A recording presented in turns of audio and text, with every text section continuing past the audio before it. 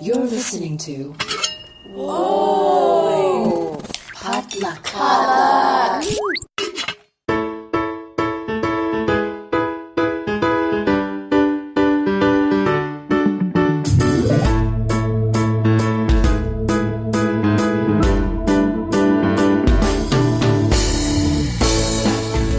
Hey, and welcome to Books and Boba, a book club and podcast featuring books by Asian American authors. I'm one of your hosts, Marvin Yue. And I'm your other host, Rira Yu.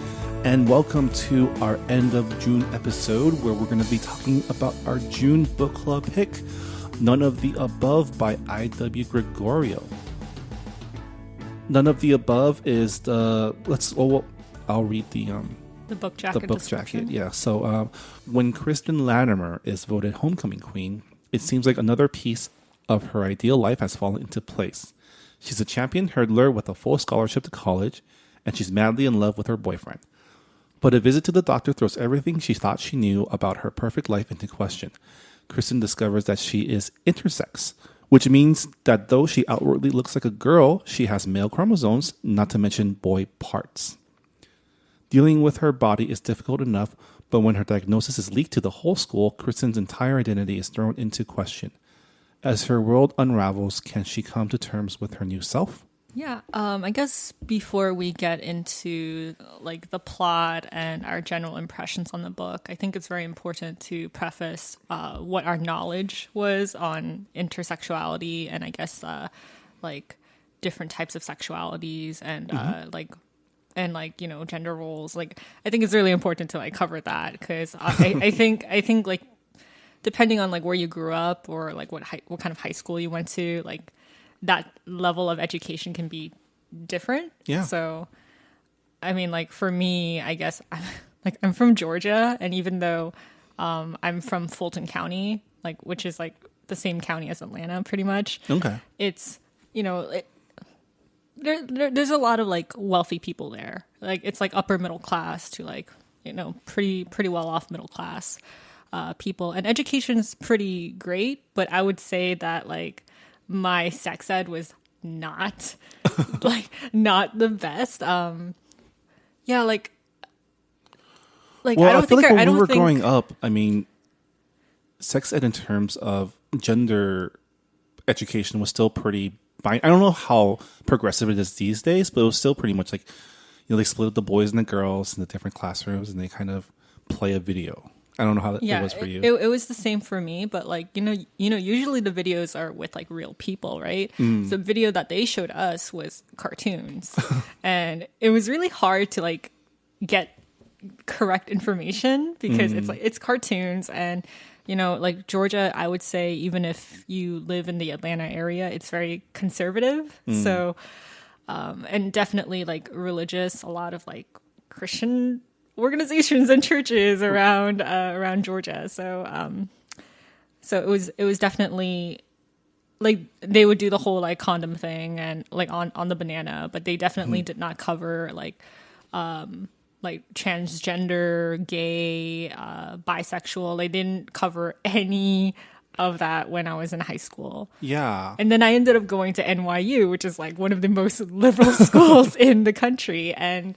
I remember it was kind of like a culture shock, even though like I would like to say that I didn't grow up being discriminating against people with different different genders and sexualities than me, but quite frankly, I just didn't have the knowledge. Yeah, and when you don't grow up in a environment where that kind of openness is allowed and be encouraged, it's easy to live your life thinking that like it's easy to live your life not having those experiences. Like even for myself, I grew up in the San Gabriel Valley.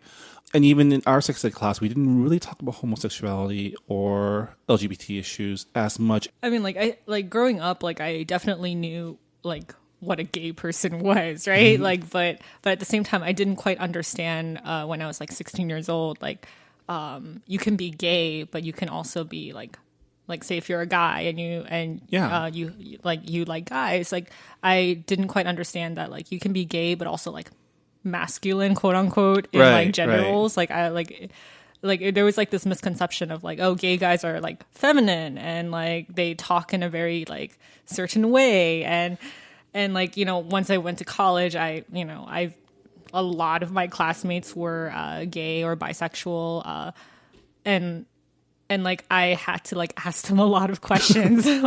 But that's good that you ask questions instead of like kind of closing yourself off, because there's that reaction too, which is like, oh, yeah, we can't be friends anymore. Like I remember I had like I had a couple of classmates who were transgender, and this was like right around like freshman year, right? So they may have come from like the middle of nowhere, like Kansas or like a very rural area, and once they come to the city, they start their transitioning. They start their transition, and I remember it was like really confusing for me because I didn't understand pronouns. Right. Because I was just like, oh wait, like transgender, does that mean that like you're also transsexual? Like I really, really had to ask a lot of questions, and thankfully, like NYU is very like, I think within the first week of orientation, they like hammer those things into you. Because you're in the city, you're in Manhattan, you're going to meet people of very varying sexualities and races, and so, but like intersex is still something that I like. Before I started reading this book, I didn't really know much about it. Like I knew maybe like the general definition of it, but I didn't quite understand the science behind it, and I also didn't understand like I guess like the social stigma of it, like how much prejudice and how much discrimination they have to like go through. I mean, I think and full disclosure, both Riri and myself are straight heterosexual. Yeah, we're cisgender. We're heterosexual. So if we do say anything incorrect or wrong, feel free to correct us on our forums or on Twitter or whatever. Yeah. We do want to learn too. That's part of living in this, in our culture, in our times, is being open to always learning and like being aware that you don't know everything. Yeah. And you learn by making mistakes. Yeah, and, being and, okay and, with saying sorry and like, and also I didn't like know that. Don't like we say like, oh, if we say anything incorrect, like please feel to like, let us know. But we also mean like don't crucify us because we are trying. But the reason why I assigned this book for the month of June was because, it's Pride Month. And while there are a lot of like books with lesbian, gay, and even bisexual protagonists written by Asian and Asian American authors, I feel like there's not a lot when it comes to intersex. Yeah. Like I can only think of maybe like one or two books, and they're not written by someone of Asian descent. Right. So this was really the only one I could find that was like on intersex and written by an Asian American author. So yeah, and I'm glad you did, because I feel like regardless of my thoughts about the book as a whole, I think I learned a lot about just seeing the world through the experience of Kristen. Yeah. And the author, I.W. Gregorio, she is actually she's a surgeon, right? Yeah, she's a surgeon. Yeah. And I think more specifically, she's a urologist. Okay. But the protagonist, Kristen Latimer, she's actually based on a real patient that Gregorio treated when she was doing her residency at Stanford, I think. Yeah. A young girl, right? Like a young girl, and she was actually from like a poor background, and she really didn't have much of a support system. Yeah. And Gregorio said, I think it was like in the acknowledgments, she said that like after she treated the patient for surgery, like she had like surgically removed the male testes, the testes, but afterwards she never saw that patient again, and she was really concerned that like because she didn't have a very strong support network, like what would happen after surgery, like if she would even have people that she can turn to ask questions. Yeah. So like I think that was why she was really like she was inspired to write this book. It makes sense because, as we've talked a lot about representation in media and for us in literature, being able to have people you can relate to for any of your identities is huge. And it kind of makes sense that like this book, kind of the scenario that it puts its protagonist through is kind of like the worst case scenario for a high school girl. Yeah, like every bullying incident you can possibly think of, it is in this book. But like regardless of like for me, like I would say like general impression, like I don't remember half the things that happened in this book. Maybe it's because like I read it like maybe like a week and a half ago and I kind of like read it all in one go.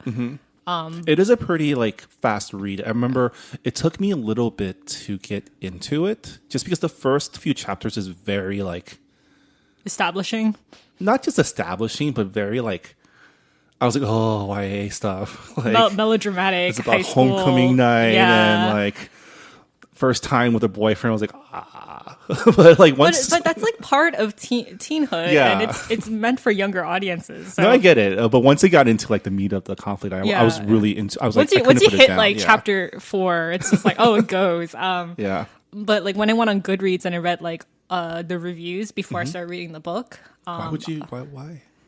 I don't know. Is that a good strategy?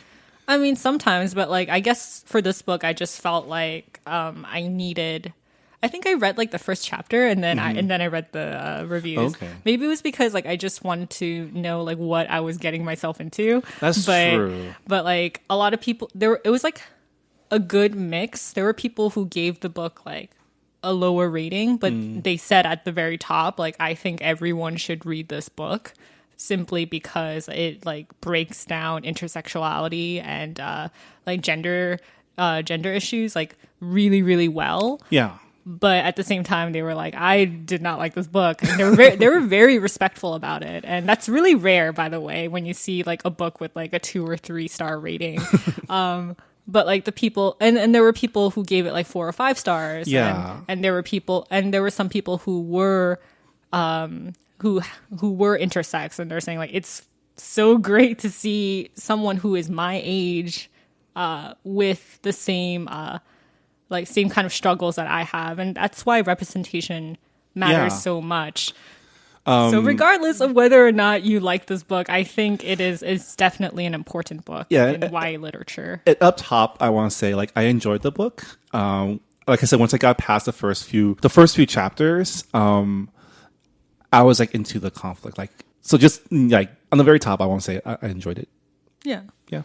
Yeah. I guess we can, now that we just got our backgrounds out of the way, because like, like it colors our perspective. It's gonna color our opinion. So I mean, that's why I wanted to set that record straight. Yeah, and definitely I was a little, not uncomfortable, but a little like anxious to start just because it was such unfamiliar territory for like what I usually read, which is good because it's a book club and we're supposed to do that. But yeah. Yeah, I mean, like when I pick the books for book club, I try to pick books that I haven't read. Mm-hmm. But even if it's like a genre that I'm familiar with, I still try to pick something that's a little bit different. And this was very different from what I usually read. But I guess we can get to like the story of it. So we open up with the introduction of our protagonist, Kristen Latimer, who is a track star. She's a varsity hurdler. She has a scholarship to state, which I guess is probably, I don't know, SUNY or...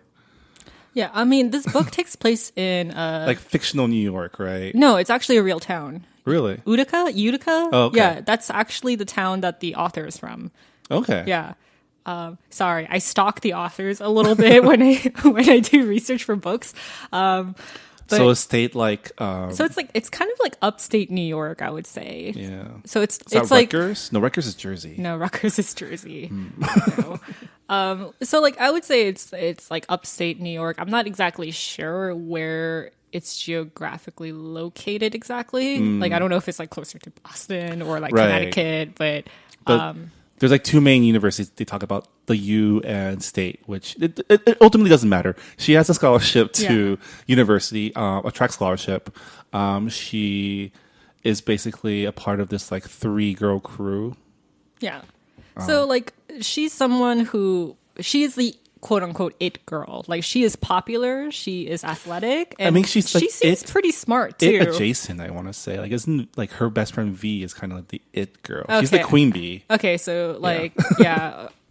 Well, she's in that crowd, I guess, and you know, it establishes that she and her boyfriend Sam. I think Sam is also a track star, or is he in football? He's a track star. He's a track star. So they both like run every morning, and like it's established that they've been dating for a while now, and they're going to homecoming together, and they're totally gonna do it. Yeah, that is like straight off the bat, like chapter 1, like they have sex, and I was actually really shocked by that because it's so rare to see like sex scenes in YA books. Yeah, and I was like, first chapter was like a quarter of the book. I felt like. Well, yeah, but like it like I had to like put down the book for like a short like 10 to 15 minutes because I was just like, wait, what? Like like I know like she like the character needs to have sex in order to find out that she is intersex because I found because a lot of that's the triggering that's like a lot of intersex teens, they find out that they're intersex because of that but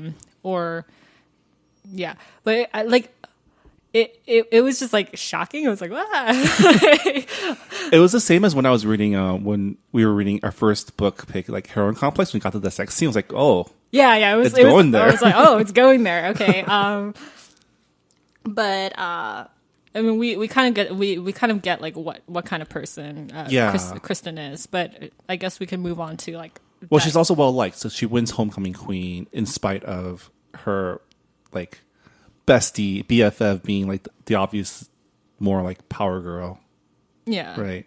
Yeah. So like she goes makes an appointment with like her gynecologist. Her friend's gynecologist. Because she's never there's a lot of leaps in logic here. Like she's never seen a gynecologist despite being she's like 17 at this point. 18? She's a senior, right? Yeah, she's like 17, 18, because she's never had a period. And then part of it is because they justify, it's because she runs track, so that's probably why, like, I don't know, I guess because, if you run a lot. Yeah, you run a lot, like, your periods are lighter, or you don't get them at all. But also because her mother passed away from cancer, so she never had, she doesn't have that guidance. Feminine guidance, I guess. Yeah.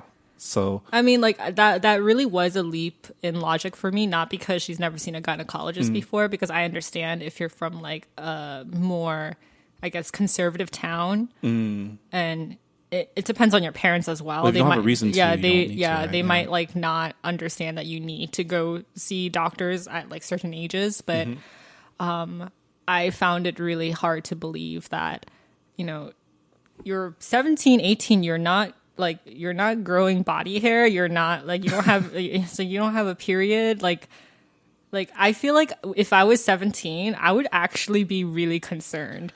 Like I would probably go by myself if I was in that person's shoes. It seems like she has a healthy dose of like justification, like self-justification of things that she's read or heard. Her dad seems to not be, unless he's like into it, unless he wants to learn about things, he doesn't really learn about things. And her aunt's kind of like aloof. Yeah.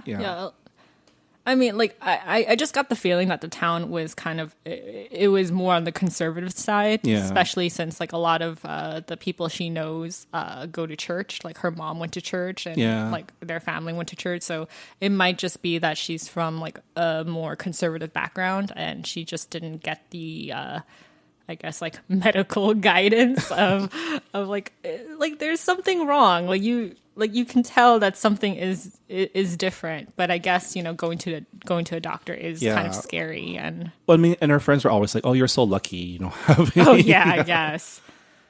I don't know. Would that be something your friends notice? I don't know.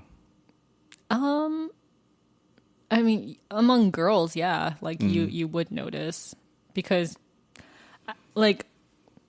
I can relate because I come from like a semi-conservative town, and like you can't really openly ask questions to adults. So the only way you can really find out about like things regarding your body, you ask your friends or you ask like Right. older girlfriends for guidance. And I guess everyone's kind of like a dumb teen anyway, so they can like they believe what they believe. Yeah, they believe what Yeah. they believe. Yeah. But yeah, like she ends up going to her friend's gynecologist right. because she had like tremendous pain during like the first time she's trying to Well, not have sex because with of her that. I think it's boyfriend. because she had sex, so she wants to like make sure she doesn't have STDs or. Well, it wasn't because of that, because like they didn't even like quote unquote complete sexual intercourse because like Right? Am I getting confused with her excuse? yeah, That was her you excuse, might right? yeah, Yeah. but like like she had tremendous pain during her first time because, and she knows that like that's normal because you hear stories, but at the Yeah. same time she's like, no, this was like my vagina was on fire. It was so Yeah. bad. So like she goes to her gynecologist, and that's when she finds out her diagnosis. Like Yeah. she has testes, she doesn't have a uterus, she doesn't have a cervix, and it was just like, it was really fascinating to read that scene though, because I thought that was like the most accurate like doctor patient Kind of like the doctor doesn't know what to say. Yeah. Like you can tell she's wrestling with like, how much do I tell this girl? It was just so Yeah. accurate as to like what happens when you go see a doctor and like Yeah. and they give you like consultation. But it was just really interesting because she's trying to explain the diagnosis to Kristen, but like Kristen like just like cannot connect the dots. Yeah. And it's like, oh, does that mean I'm gay? And it's just like, no, like, Yeah. gender is non-binary, and like she's and it's like, oh, well, does that mean like I'm transgender? And it's just like, no, you're a girl, like Yeah. So like she's learning all these things about like About how gender is more of a social construct. So Yeah, if you yeah. identify as a girl, then you're a girl. then you're a girl. Yeah. And like she has like a very hard time Right. like understanding it, and it's And her dad gets brought in. and her dad gets brought in, like every like teenage girl's nightmare, right? like you're a dad like listening to how your body is Yeah. changing, or like And then all he cares about is the cancer risk. yeah, because her mom had died of cervical cancer. Yeah. And I thought that was really weird when like I'm jumping ahead when the dad is like doing a ton of research. Yeah. And he finds out that because Kristen doesn't have a cervix, he's like, oh, you don't have you can't get cervical I cancer. felt like that was meant to be like a very poignant, like kind of like a very. I know that was supposed to be a poignant scene or moment, but I just found that really weird and funny at the same time. I'm like, wait, like I feel like your priorities are not. Well, I guess it in is the kind right of funny places. too. Yeah, because it's like the dad is so like. I mean, the dad he's an engineer, right? Or he's a mechanic, or what is he? I honestly don't remember. I mean, the dad is obviously very, very focused on whatever he puts his mind on, right? And that's kind of his character trait. He is like the Google master, and he will search for every single shred of information on like your affliction, no matter what. Yeah. And it just like it's like that his soul. It feels like like his sole goal is to make sure that like you won't die the same way your mom died. Yeah. That's like his whole. But like what I found it really hard to believe was like he found that out after all of that research, right? like 2-3 hours of research. Right. And it's just like when the doctor was saying that she doesn't have a uterus and she doesn't have ovaries, I think you should have known like right then that like she doesn't have a cervix and she Yeah. wasn't going to die of cervical cancer. I feel like the doctor would have explained that to him like right off the bat. But I just thought that moment was really odd. I thought it was kind of like it was. I don't know. I felt like it was an important scene.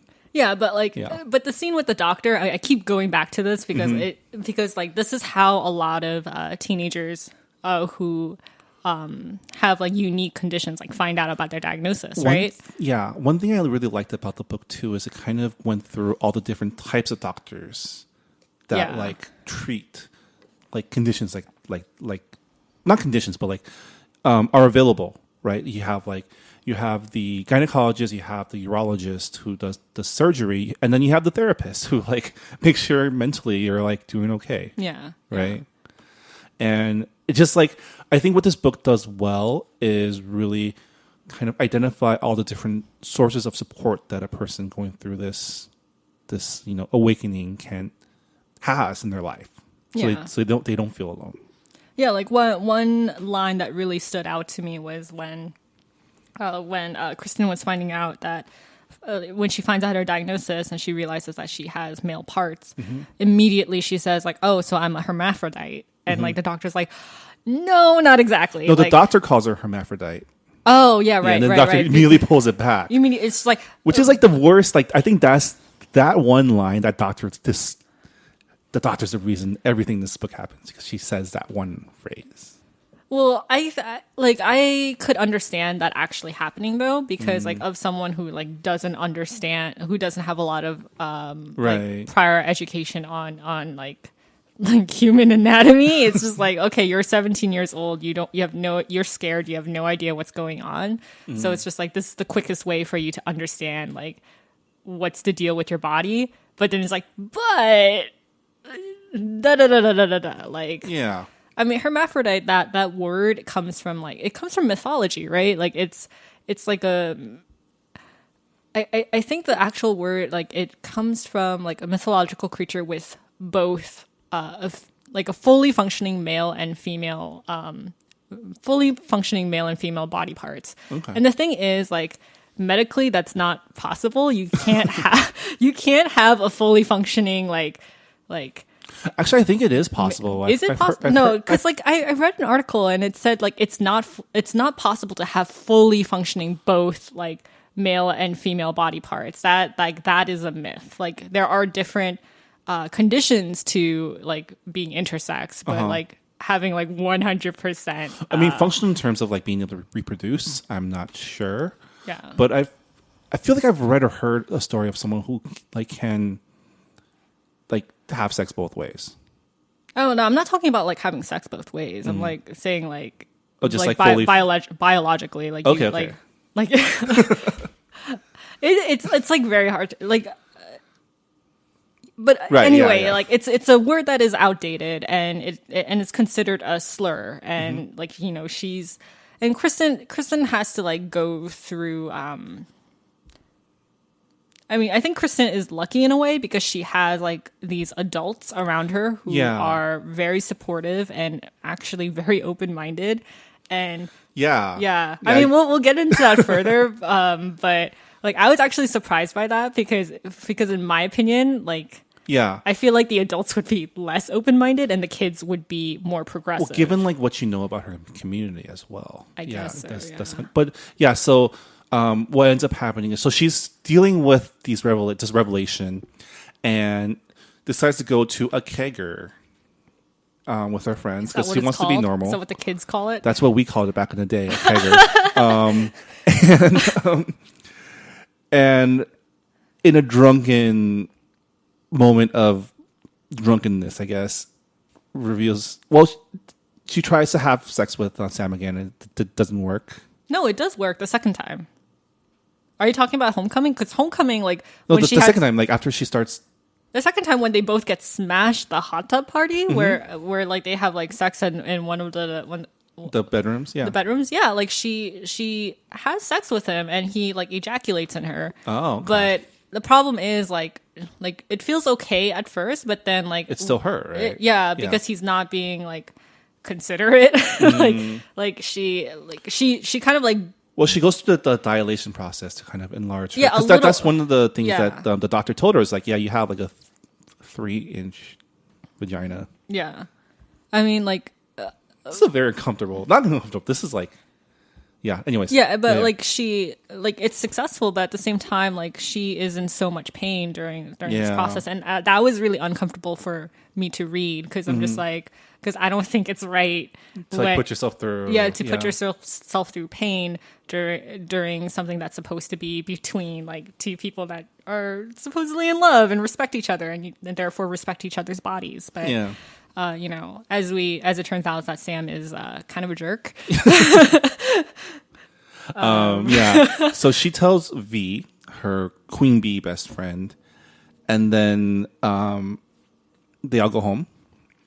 Afterwards, like her friend V drives them. Her and her friend Faith home. Faith is like the third member of their girl crew. So there's Kristen, V, and Faith, and that's the trio. Yeah, and the three of them have been friends since they were, I guess, infants. Yeah, they've been friends for 18 years. So. Yeah, because their parents all went to, was it yoga class or was it even before, like Lamaze class or something?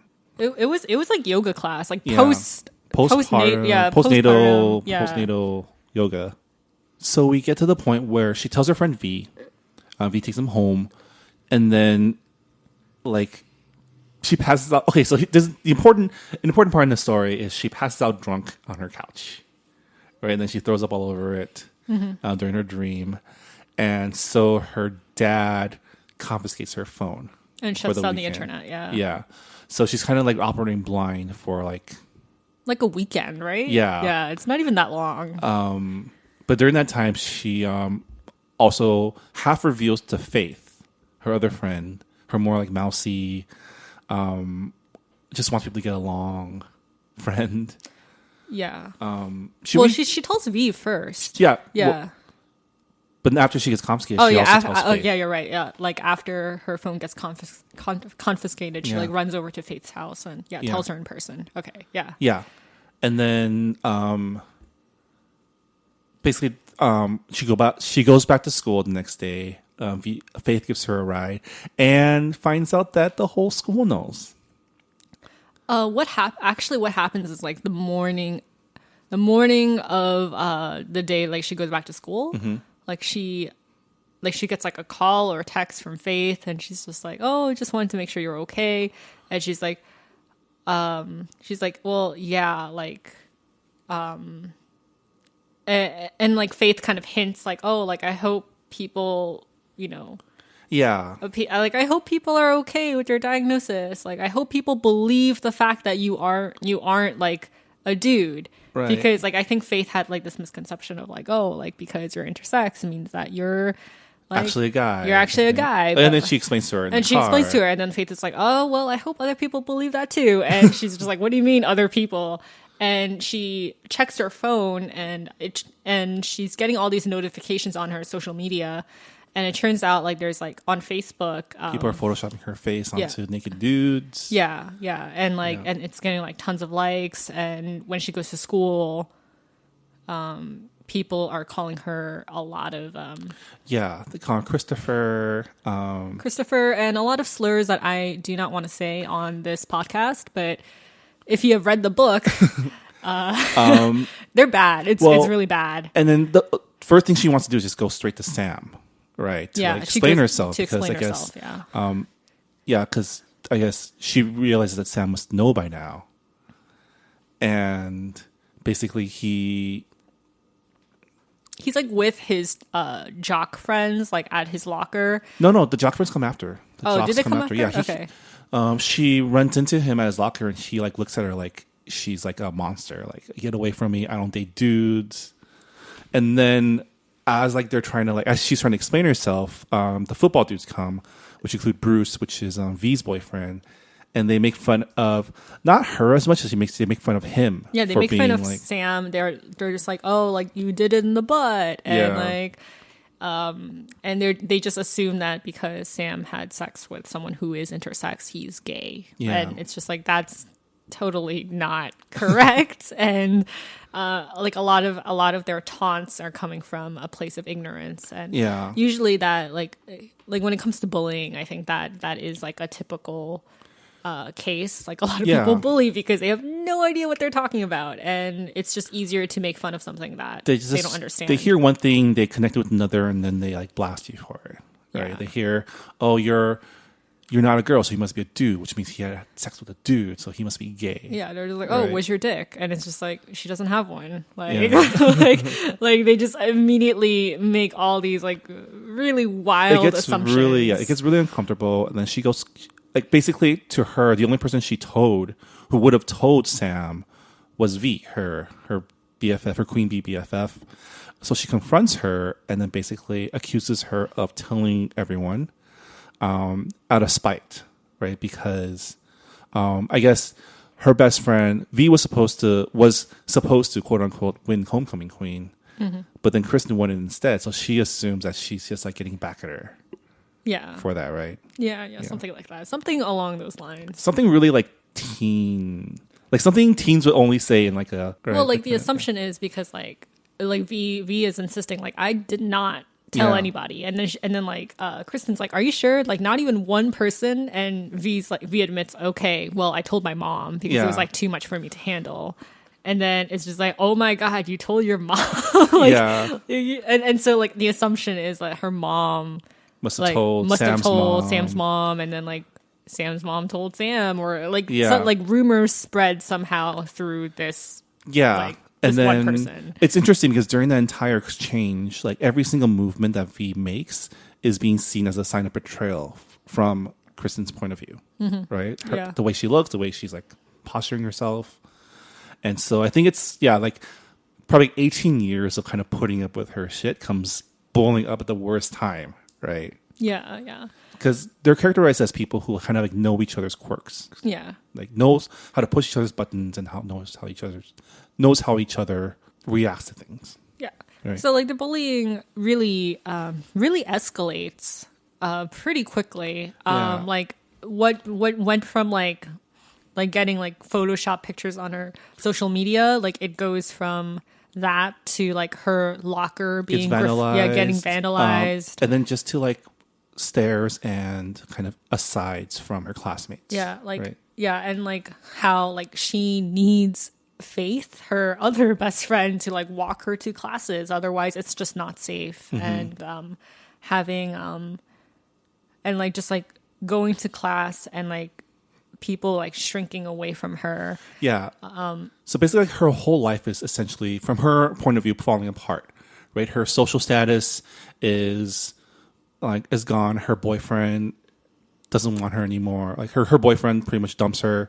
And her best friend, one of her best friends is like betrayed her. And the only other thing she can hang her hat on, which is her running, is also in jeopardy because, schools are putting complaints that you can't like have a dude run girls races. Yeah. And her scholarship is in jeopardy too. Yeah. Right. I mean, like I thought that part was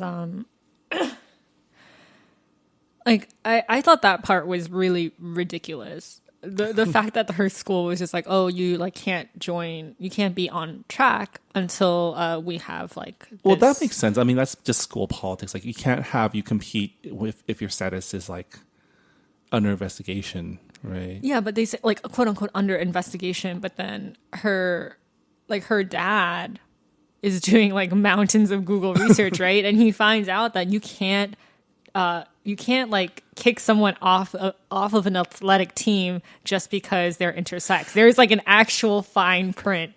Well, it's the NCAA rules, right? Yeah. But that happens afterwards. I feel like during that time, it makes sense. Like the coach is like dealing with like parental pressure, and but like it's just like I feel like her coach should have known the fine print. I feel like the school, like especially the school, should have known like every like should have known the fine print. They should. I think you give public schools way too better, way too much credit for knowing how to handle these things. No, I am cynical. I'm cynical. I think that they knew, but they had parental pressure, and they were like, "Oh, well, sorry, like you can't be on the track team." That's just like what my that's just my perspective on how it went down. But then afterwards, when like she needed to do was show her coach proof, and she's back on again. Yeah. Right. Which I also thought was like a little bit too optimistic. I'm just like, are you kidding me? Like, I'm pretty sure like a conservative school like that would have like pushed it for like a year. Well, you're graduating in a year. Like what's the point? Like, I felt like that was wrapped a little bit too easily. Yeah. But then, so everything's basically taken away from her, and she pretty much removes herself from school. Her guidance counselor allows her to do homeschooling for 6 weeks. Right, that's like the deal. And if you want to extend that, you have to get a doctor's letter.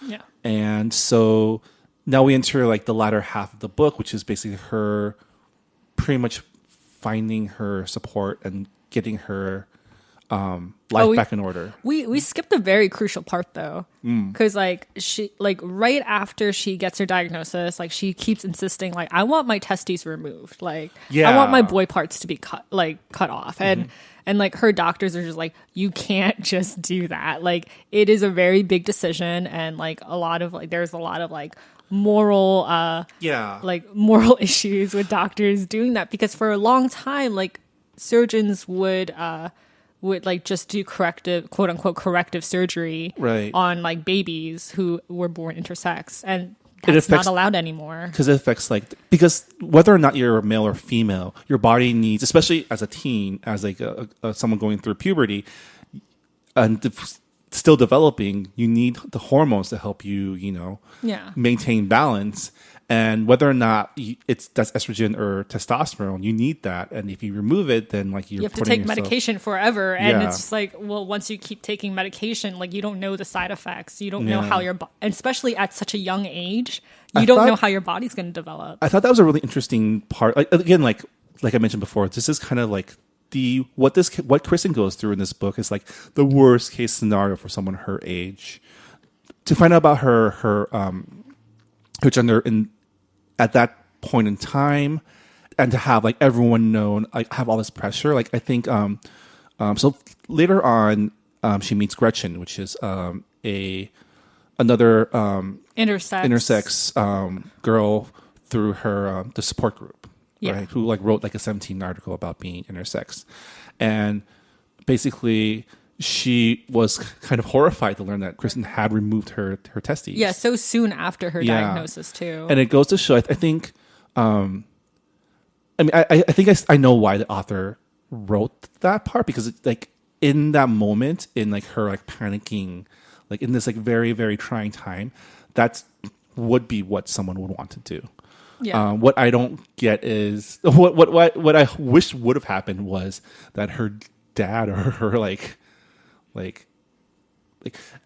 because was she 18 yet? Like she shouldn't have power of attorney yet, right? Like shouldn't it still be her parents' decision? Or no, I think she was 18. Right? Okay, like yeah, because I feel like she wouldn't have been able to go to the gynecologist in the first place without without a parent if she was under 18. Yeah.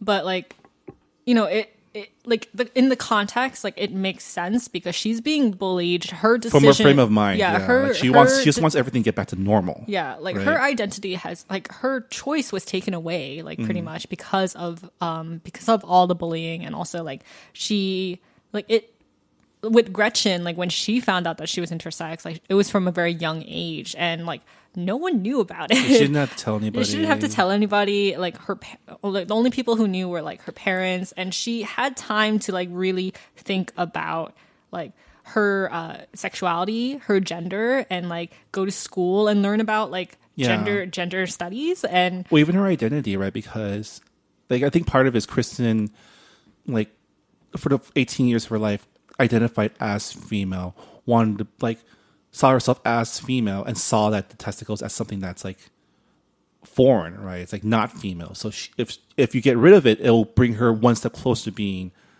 what she was supposed to be. Yeah. Right. Yeah, because like she finds out that like when the doctor says like, oh, like intersex women like you, they usually identify themselves as female, and like she takes like when she first hears that she immediately assumes like I am a girl, but she realizes later that it's not that concrete. She has a hard time. It's identification. It's different for each person, and she has a hard time. Like she has a hard time comprehending the phrases like identifying as a gender, or like working through like living through a diagnosis, right? Like there were a lot of passages where she's kind of fixated on like what those words actually mean and not understanding. Yeah. But yeah, she decides to have the surgery at with her doctor saying, don't do this, but like if this is like truly what you want, and if you read all of like all the paperwork and understand the risks that you're taking, then okay, fine, like this is your decision. We can't really stop you, but okay. I mean, that is a little bit controversial, but I think in the context of the story and Kristen's situation, like I think we can understand why she made such a brash a rash decision, but I think in terms of just how it serves the story, it makes sense why it was there too. this is fiction, you guys. Yeah. Like, as like accurate as it can be when it comes to like medical. But I was stuff, still like, but yeah, don't do that. What are you doing? I was just like, don't do it. You just found out that you were intersex like 2 weeks ago. Like, Let's slow down. Pump the brakes here. but she gets the surgery, and you know she gets and she kind of uses that as like, I don't want to say excuse, but like for lack of better words, uses that as an excuse to not go back to school. Yeah. Like, because honestly, like the surgery is not that like the surgery isn't going to make her bedridden for like a month. Like she can go back to school within a couple of days. But she doesn't, and she doesn't take her medication. She doesn't take her estrogen pills. Yeah. I don't know why, because it's. I guess it's just also part of her denial. Or Yeah, it's her, part of like, denial. yeah. I understand, but at the same time, I'm like, if I was having like side effects and I was just like being fatigued and like there was medication that would like fix that for me, then yeah, I would take it. Well, I mean, I guess it's estrogen, so like, I mean, in her mind, probably she's still thinking, I'm female, like I don't need to take this. Okay, estrogen, yeah. right? And then, yeah, like during her downtime, she ends up back at Sam's place because that's also a driving force of why she got the surgery, because she wants to like make herself back into a girl so she can get back with her wife. Like getting back with Sam was like a big driving factor in a lot of her like more brash decisions. Which I really did not like. It was really painful to read those parts. And it's like, why are you making your decisions based on your romantic relationship with your ex-boyfriend? Like the decision should be for yourself. But I guess you shouldn't look at Kristen's situation as like, you're my role model. I mean, I've kind of seen like, enough dumb teens in love to know that like it's definitely the biggest deal in the world, probably. Definitely her decisions like read to me as like a cautionary tale. It's like, don't do this, rather than like, oh, like do this, like it's okay, like don't decide to get major surgery because of your boyfriend. Or well, and then she decides to quit Facebook, which was probably one of the first good decisions she makes. Okay, like I have to mention that bullying is so different now compared to like when I went to school. Yeah, and definitely when I went. Yeah, for like social, like because Facebook didn't come out until, because for a while Facebook was only for college students. Yeah, and it only became like open to high schoolers when back in like 2007, I think. So yeah, like I was already at the tail end of like my high school years, and I joined Facebook in 2003 when it first became available to my college. Oh my God. Yeah. I mean, Facebook back then was pretty crude. So it wasn't like you can like Photoshop things and have. Well, it took a while until you can even put pictures up. Like at first it was just your picture and like a wall. Yeah. Right? Yeah. Yeah. So like bullying has become, like in my opinion, like 10 times worse, because at least it's so much easier to get stuff out, whether or not they're true or not. Yeah. Like it's so easy to like, because back in my day, like rumors were spread like face to face. Yeah, face to face. At the very least on like forums that like only like maybe 50% of school went on, because we didn't have internet back then. We had net zero, and we had to wait until AIM our parents, chat rooms. Like I had to people would create fake AIM screen names to go harass people, but you had to know their screen name as well. Yeah. Yeah. I mean, I think the reason why I say it's worse now because of cyberbullying is because people you don't even know are gaining access to your information, and most of the time it's false information, and it's just so easy to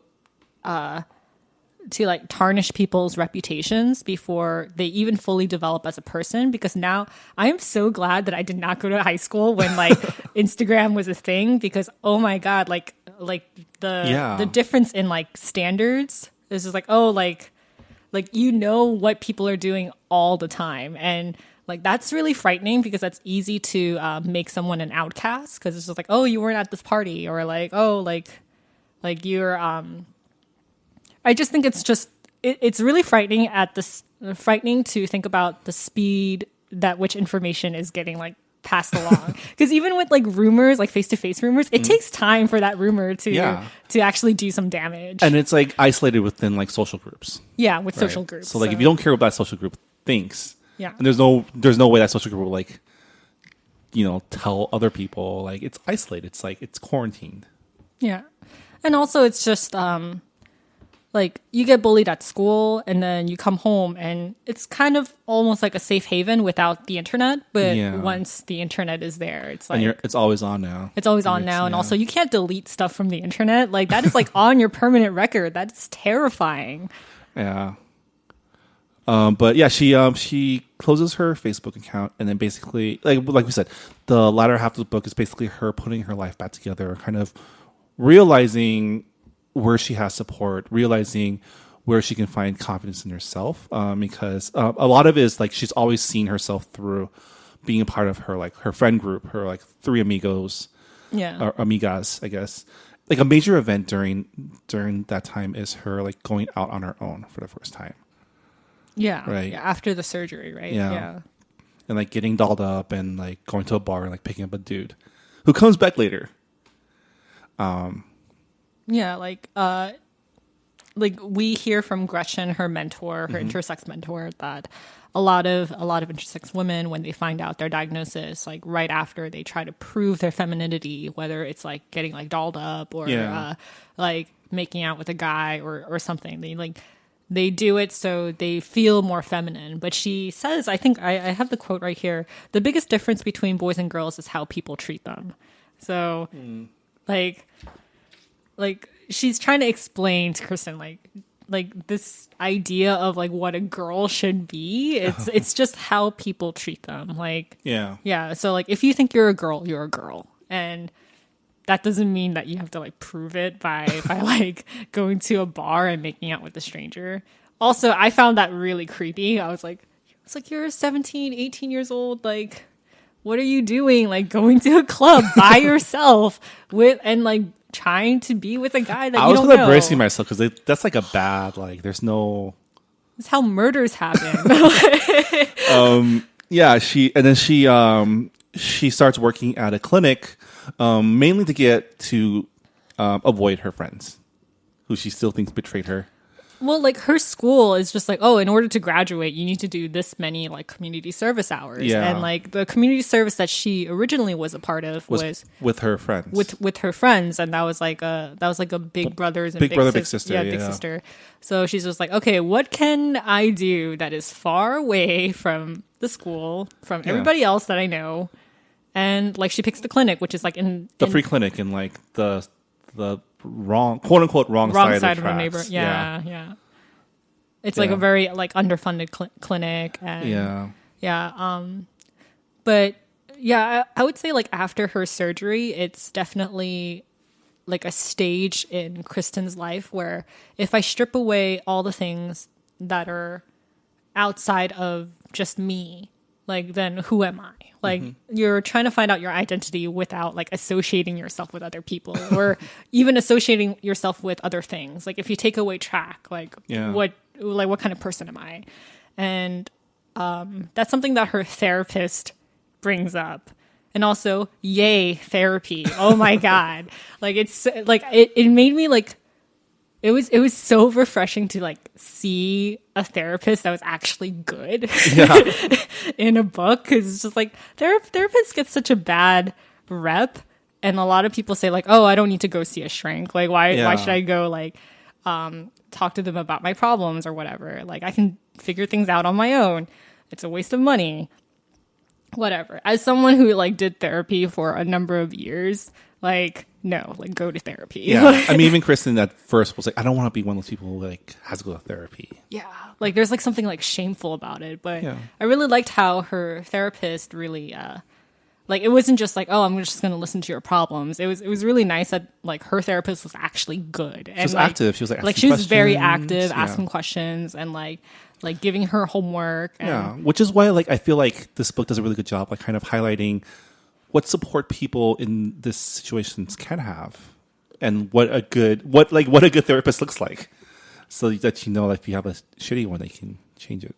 It was really nice that like her surgeon was like, you need to go see a therapist. Like, this is like, just because you fix, like, quote unquote fix, like, you take care of your physical self doesn't mean that you're okay. Yeah. You really need to take care of your mental health as well. And then she also finds support in, I guess, her Darren, who's kind of the actual love interest of the book. Who I guess the character was, his mom dated her dad for a while. Yeah. Like they kind of set him up as like a kindred soul, a kindred spirit, because his dad had come out as gay, like X amount of years into the marriage, and kind of became like the town scandal, and he had to deal with his stuff. So that was one of the things that they kind of bonded over, was seeing a therapist, because he had to see one too for his issues, like reconciling his father's homosexuality. Yeah. And like Darren says like a really poignant quote too. It's like, oh, love isn't a choice. We fall for the person, not the chromosomes. And I think that's really, really true, because, like, I think I really like Darren as a character, but I really didn't like him as a love interest. he was kind of like one of those like cool nerd dudes that like I can like relate to. And he ran cross country, which I also did. So go cross country bros. But I just felt like I mean, we're jumping ahead. I really didn't want to like start criticizing the book until like much later on in this episode, but I guess because I brought it up, I mean, we're already pretty far in. So. Yeah, like I really did not like him as the love interest. It was too convenient, I thought. Yeah, like I don't know. Like he had a girlfriend, and then the girlfriend dumps him because she's like, "Oh, I know you like Kristen," and I'm just like, really? Like that is so. Okay, I like him as a love interest, but I feel like in like the future book of this series or something, like maybe in college or like reconnecting afterwards, or like maybe they go to the same college and they like bond there, or I don't know. Like I liked him as a foil, not the foil. I liked him as a companion for Kristen. I can see how they would end up together potentially. I felt like putting together like right before the end of the book. Because like honestly, I think like Kristen as a character, she needed a friend more than like a new boyfriend. Yeah, and that's why I was like a little bit disappointed that it was like, oh, like boyfriend now. Like it would have been better if they. I mean, they were dropping hints like throughout the entire book. I know, but it just. I was like, this is unnecessary, but I respect it. Okay, like it was a creative choice, and I understand like why the author decided to go that route. But speaking of good friends, okay, let's talk about her two friends, V and Faith, because like we find out some pretty surprising news in the third act. I think we find out that so she decides to go on her own and just drive. I think, was she planning to go to the club, or I don't know what she was planning to do. Oh, you mean when she confronts them? Okay, when she confronts them. Okay, I remember this. So she had turned down an invite to go watch the new James Bond movie. Yeah, she turned out. So it was like Darren's group of friends, and she's like, "Oh, I don't want to." Like, she's like, "Well, I don't really want to go," but at the same time, like when she was at home, like all of her family members, they had their own plans, and she's like, I'm not gonna stay home by myself like on like a Friday night. It's just sad. So she gets dressed up and she decides to go to a club by herself, and that's when she sees V and Faith in line for the first time in like weeks. Yeah, and so she decides to confront them again, because she doesn't want she wants V to apologize for telling everybody. And then we find out that it was actually Faith that told Sam. Yeah. And that Faith was like, there's some hints on it. There was some foreshadowing about that too in like previous interactions. But yeah, Faith was like basically like afraid that she'd be bad, so she didn't tell her and blah, blah. Like it's really like kind of. Yeah, like she, like when she finds out that that Kristen is intersex, she calls Sam thinking that he already knows about her condition, but it turns out he doesn't. Yeah. And that's how the rumor gets spread. I mean, although it's not very clear on like why she called Sam. Why would she call Sam? well, I understand like calling Sam, like calling your friend's boyfriend, but like also, how did Sam tell, like, why would he tell? I just don't know how the school? school found out, Yeah. and like how like the cyberbullying I was trying to happened figure this so out quickly. because the only logical reason I can think of is that the school finding out came from V, or it came from Sam. Maybe Sam posted something on Facebook and then took it down, but never saw it, or I don't know. I feel like okay, so what I think is like Faith called Sam thinking that like Sam is traumatized because he like had sex with a dude, but like, you know, she doesn't have the correct information. And, you know, Sam doesn't know, and then he finds out. He tells his friends, and as we know, his friends are kind of dickbags. Yeah. And but his friends include Bruce, who this is one so there are two plot holes.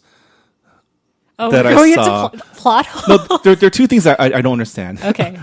So one thing is, well, not plot holes. Okay, there's two things there's one thing that I would have liked to see more of, which was like, in the end, like the trio makes up, her and her BFFs make up, and then V like is characterized as a like, oh, I always knew you were gonna get over it, and now that you're over it, we can all be friends again, which like also is a little convenient, but at the same time, I would have liked to have kind of had some glimpse into like how she dealt with everything. Like, how did she deal with her boyfriend Bruce, the quarterback, being a jerk to jerk best to friend, her best friend that Kristen, she's known like, for 18 years. Yeah, like it would have been nice to see like, oh, I broke it with that dick, or I guess I want to see some more proof that she's this like all-knowing friend that she's characterized as, like just like kind of too cool for school. Like, I knew you would come back eventually. The other thing is not a plot hole, but like when Kristen runs to Sam's house and meets her mom, and like realizes her mom doesn't know, wouldn't that have been like the exonerating like event that like V's mom didn't tell her mom? Yeah, I think that would have been like, maybe I'm just like playing like 3D level chess in like a checkers type situation here, but like I mean, I think you brought up like really good points, because I actually thought of those things too while I was reading it. But aside from those points, when she's confronting her friends and she finds out that Faith was the source of the leak, but like Faith is just like, I'm so sorry, like I didn't mean to. Like, forgiveness is earned so quickly, and actually, like, I mean, I know that's a good thing. Like, forgiveness is a really big theme in this book. Like, in order to like move forward, you need to like, in order to like,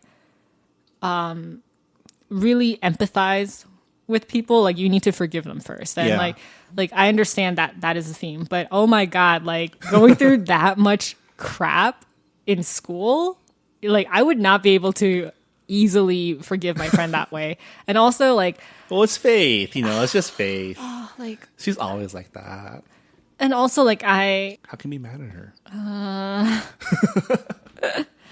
And also just like with I forgot what I was gonna say. Something about V. Oh man, no. I honestly didn't understand why they were friends. But well, they've been friends since they were babies. I guess like the resolution to like, I think it's one of those things where like maybe it's better if we don't dig too deep into this relationship. Okay, like what I didn't like I would understand if they were like maybe like 14 or 15 years old, because like I think you are able to like patch things up pretty quickly. Right. But like when you're like 18 years old, I think it's really hard to forgive people for things of that scale. I feel like there should have been more time. Yeah. But like we didn't get that time. We were towards the end of the book. Like, you never see any like, well, you see over amounts of sympathy from Faith, but you never see any sympathy from V. You don't really see any sympathy from V. Right. So or empathy. Or empathy. And like also like I was really bothered when like they're in the car and they're like talking about how like V and Faith are like, you've been just locking yourself in your house and being a recluse. Like, you need to get over yourself. Like, what would your mom say? Like, I had really big issues with that, mainly because I replaced like Kristen's medical condition with my medical condition. And I'm just like, oh my God, if my friends came up to me and just like, oh, you've been locking yourself up in the house because like you're depressed and like you need to just get over yourself, like move on with life. Like that is, I think that's putting pressure in the wrong way. It's not positive. It's not encouraging. And actually I've had like, I've departed away from friendships that have done that to me, where they're like, oh, like you need to get over yourself. Like, so what? Like whatever doesn't kill you makes you stronger. And I'm just like, fuck you. Like, like whatever doesn't kill you, like almost kills you. Yeah. Oh, wait, what's that quote that Darren said? He was just like, oh, don't you wish that you can punch the person who made up the quote, sticks and stones may break my bones, but words will never hurt me. I'm just like, yeah, I really do wish I could punch someone. Well, there's a lot of those, like the whole like pain is weakness leaving the body. Like, oh, I remember that bullshit, like that is, how to train harder, high school stuff. It's just so much. Like it's crap. It's unhealthy, and that's what I thought about that resolution. I was like, it's unhealthy. I don't think her friends are supporting her in the way that they should have been. But also, I understand you're in high school, so yeah, relationships aren't fully like they're not there yet. I feel like the relationships she built with Gretchen and with her, like the support group that she builds, like at some point, I feel like that becomes stronger than like. Did she really need this like old support group? I guess it doesn't hurt to have your friends support you, but like, yeah, it felt like she probably could have been fine with or without that being resolved, right? Yeah. I mean, one thing I probably would have liked to have seen more was like, you know, she finds out that Gretchen, her intersex mentor, is a lesbian. Mm-hmm. And she was like, she assumed that she was straight, like right off the bat. And she's like, oh, I'm so sorry that like I assumed that. I thought like maybe Kristen would explore her sexuality more because she is in such a confused state. I thought she would ask Gretchen more questions or at least try to experiment herself.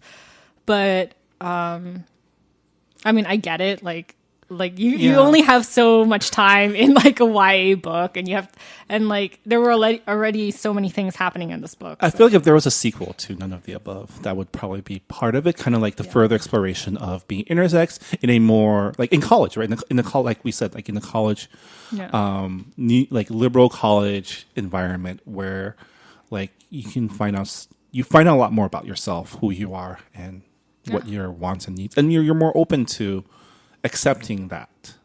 Yeah. Or potentially. Not always. I mean, we mentioned that dude that she meets at the bar for the first time after she had her that's our like climax scene. That's our climax scene, and I don't know about you, Marvin, but I was really uncomfortable reading that scene. It was like the guy was just such a huge jerk. And that scene was very like it was very violent, very. It was very violent. Yeah. Like, I mean, So basically, the scene is the guy she picks up on her one night in the club. She runs into him again at another club at a concert, right? Or like a. It was like a concert, like an EDM concert or something.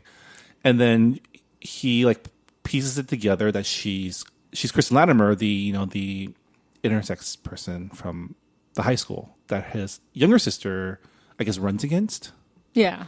And then he starts just being like just the biggest jerk. Like, let me see your penis. Like, where are you hiding it? And like just starting like ripping her clothes off. And it seemed really like cartoony. But at the same time, I'm like, no, like this actually happens. You hear stories about he takes her out into the alley and like pretty much just like beats her up.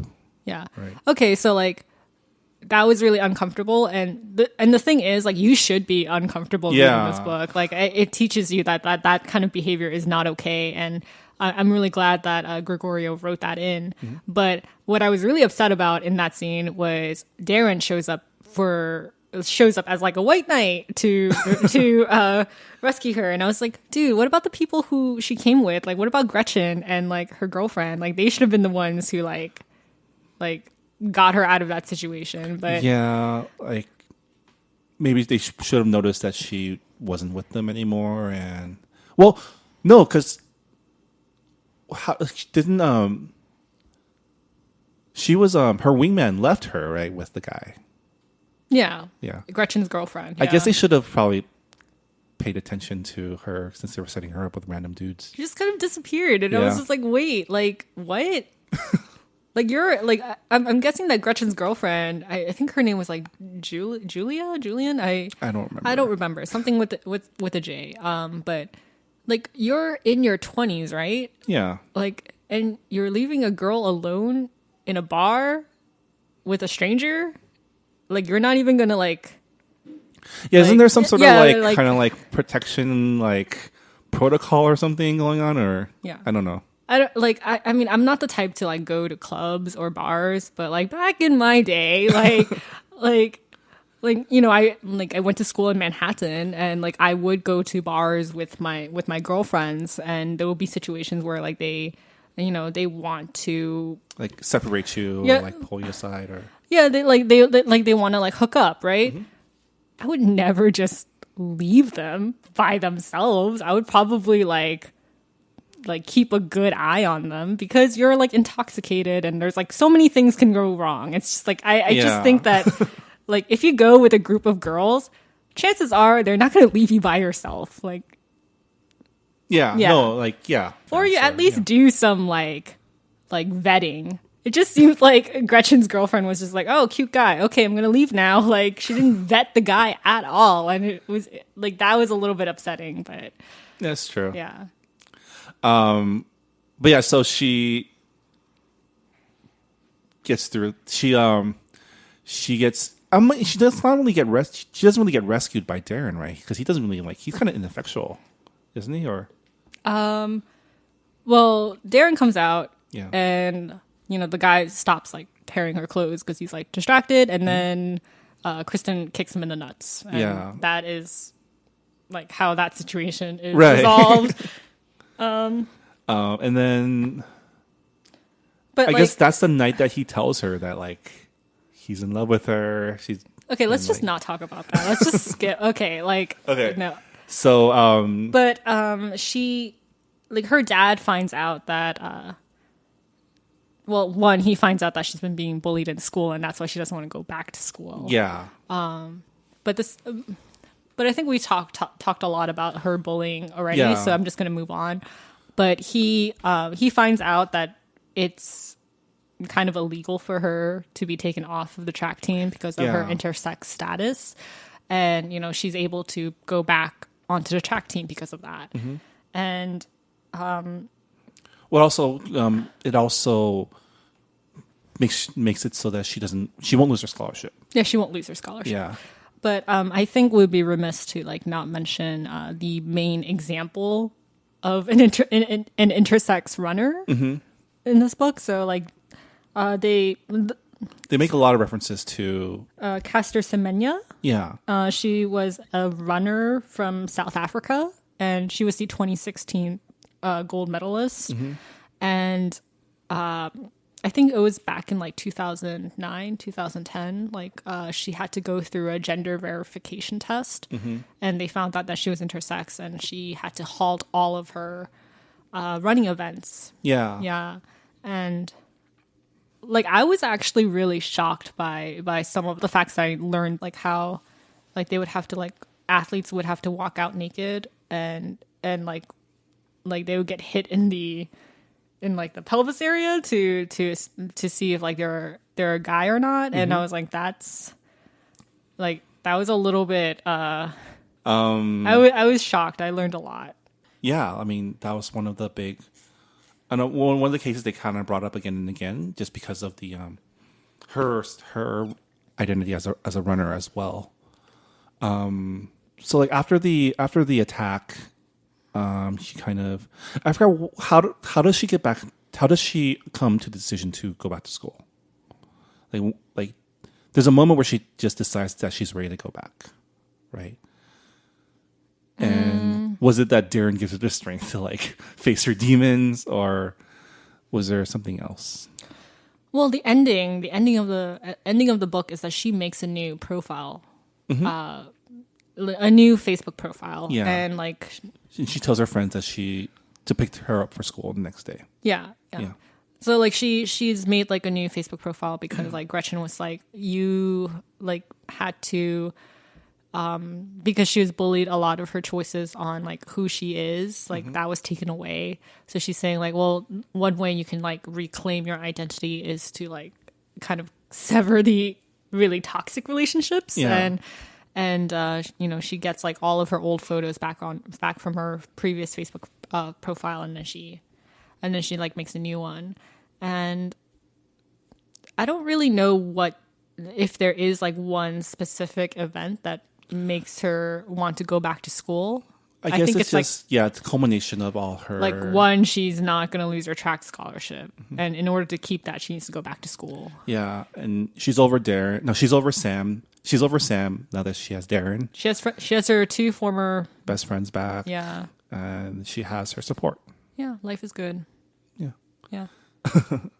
So I guess overall, what did you think? I mean, do you read a lot of LGBTQ novels, I guess? Not really. I don't. It's not something I seek out. I mean, I've read like think pieces and like I've read think articles. pieces and essays and long form. And like, you know, I've learned from talking to my friends who are LGBTQ. But I think this is the first novel that I've watched movies, you know. Yeah. Like our friend Andrew On's Spa Night, you can watch on Netflix, and things and movies like that, like Moonlight, and you know, but yeah, this is my first time reading a novel like this, and I mean, like I said, I enjoyed the book. Like once the central conflict got going, it was hard to put down because like, you get invested in like her, you know, not being so hard on herself, and you know, like what's going to happen with her and her friends and her relationships. And it's definitely it was a very easy book to read. Like I got through it in like a little over a day. Yeah. I read this in a day too. And I don't know if it was because it was like quote unquote easy to read, but for me, it was just like, I need to just get through this. This is really hard. Because a big chunk of the book is on like discrimination and on bullying and I mean, like, the subject matter was definitely tough. I was just saying, I say easy to read more as like the narrative really prose flowed. Was the prose was like a lot easier than like I guess like adult literary novels, and it makes sense. It's YA. But like when I told Dan like the log line for this book, he was like, "Are you gonna be okay?" Because like I've gone through a lot of like really serious bullying growing up, and he was just like, "Are you okay? Like will this trigger a lot of a lot of bad memories?" And that's like one reason why I have not watched 13 Reasons Why. Yeah. Like I will probably never watch that show because it's just there's a lot of triggering factors to it. And so like I guess like for me, like I was like, I need to read through this quickly because like a lot of like the discrimination that was like in the book, it was just like it was bad. So I was just like, I just need to get to the end, like run, like Well, I mean, in the end, I'm glad I read it. Yeah. Even with, you know, I mean, it sounds like we were like really down on the romance stuff in here, but from my perspective, it's more just because. Well, the romance wasn't like the heart of the book. It wasn't the heart of the book. It was really not the meat of the book, and that's why I'm like upset about it. But no, and for me, it's more like you know, like I guess that kind of stuff just seems cheesy to me. I don't know. But yeah, thanks to I.W. Gregorio for writing a great book, for putting the story on the paper, and I'm sure the author has gotten a lot of like great feedback from people. If you want to learn more about like about intersexuality, I would definitely go check out I.W. Gregorio's website. If you just type in her name, like it'll be like the first result. But on her website, she has like links to like medical statistics and also like videos. So if you want to learn more about the topic, definitely go check that out. Awesome. Also, she's one of the founding members of We Need Diverse Books. Right, which is yeah, like she's definitely like a big supporter of having not just Asian American voices in literature, but also like, LGBTQIA and disabled people. So it's like, intersectionality, like please support other minorities and marginalized voices in literature. It's really important. Speaking of We Need Diverse Books, Rira, what's our book pick for the month of July? Oh, give me a second. So our book for July will be Exit West by Mohsin Hamid, and it's adult literary fiction. Okay. And it's fairly new. It came out at the end of 2016, so I think it's still in hardcover, but I'm sure you can get it at a discount somewhere. Cool. What's it about? The book jacket says, in a country teetering on the brink of civil war, two young people meet. They embark on a furtive love affair and are soon cloistered in a premature intimacy by the unrest roiling in their city. When it explodes, turning familiar streets into a patchwork of checkpoints and bomb blasts, they begin to hear whispers about doors that can whisk people far away, if perilously and for a price. As the violence escalates, the couple decide that they no longer have a choice. Leaving their homeland and their old lives behind, they find a door and step through. Wow. So magical realism. Okay. In like a Civil War torn country. Sounds cool. Yeah. I'm excited Very to read different from this book. You can catch, we'll put a link to this, to the book on our Books and Boba bookstore, which you can find a link to in the show notes. It's our Amazon affiliate store where you can purchase books featured on our podcast and send like a couple cents our way. Any purchase is greatly appreciated, and thank you for being supporters of our podcast. One more thing before we go: if you have any further discussion for this book or any of our other book picks, you can always post to our Goodreads forums. Go to goodreads.com and join the Books and Boba group. There we can further discuss our books, and also, if you have any book suggestions or questions for myself or Rira, please let us know. Yeah, like literally, it can be any book questions, like on how to organize a bookshelf to like recommending books to people. Yeah. Like anything. Send us tweets. Yeah. And on that note, that'll do it for this episode of Books and Boba. I hope you enjoyed our discussion of I.W. Gregorio's None of the Above. We'll see you next time. Bye. This episode of Books and Boba was hosted by Marvin Yue and Rira Yu, and produced and edited by Marvin Yue. For further discussion on the books covered at Books and Boba, please visit our Goodreads forum. You can find a link on our Facebook page at Books and Boba, as well as by searching for the group Books and Boba on Goodreads.com. Don't forget, you can purchase your monthly Books and Boba book pick, as well as other books mentioned on the podcast, by going to the Books and Boba bookstore at bit.ly/BobaBooks. Books and Boba is also a proud member of the Potluck Podcast Collective, a brand new collective of Asian American podcasts and podcasters. You can learn more about the collective, as well as check out our founding slate of programs, by visiting the website www.podcastpotluck.com.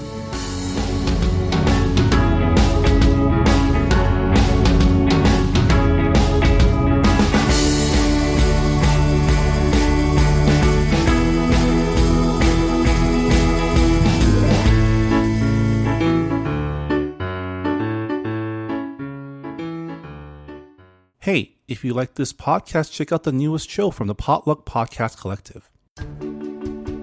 Hello, and welcome to the creatively named Korean drama podcast, where we are watching the hit drama Boys Over Flowers and talking about it with a few friends. Like, they're just very rich and they're beautiful, right? Yeah. The entire first episode, I feel like, mostly features them walking through doorways or walking into a place, right? Right. People are screaming and they're walking. That's the only thing that those four guys do practically the entire episode.